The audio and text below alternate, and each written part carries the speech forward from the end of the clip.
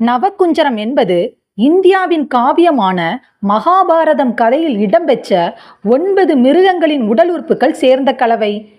இது சேவலின் தலை, மயிலின் கழுத்து, எருதின் திமில், சிங்கத்தின் இடை, பாம்பின் வால், யானை, புலி, மானின் கால்கள், மனிதனின் கையுடன் கூடிய விலங்கு நவகுஞ்சரம். நவ என்றால் 9ஐ குறிக்கும். 9 விலங்குகளின் கலவை என்பதால் நவகுஞ்சரம் என்று பெயர். அர்ஜுனன் மலை மீது தவம் செய்து கொண்டிருந்தான். அப்போது நவகுஞ்சர உருவெடுத்து கிருஷ்ணர் அர்ஜுனன் முன் தோன்றினார். தவத்திலிருந்து கண்விழித்த அர்ஜுனன் நவகுஞ்சரத்தை பார்த்து ஆச்சரியமடைந்தார்.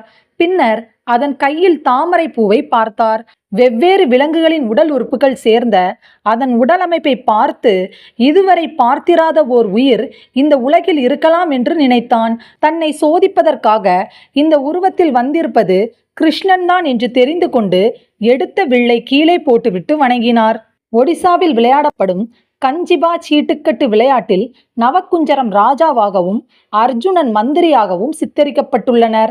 ஒடிசா மாநிலத்தின் பாரம்பரிய ஓவிய பாணியான படாசித்ர ஓவியத்தில் நவகுஞ்சரம் பல வகைகளில் வரையப்படுகிறது.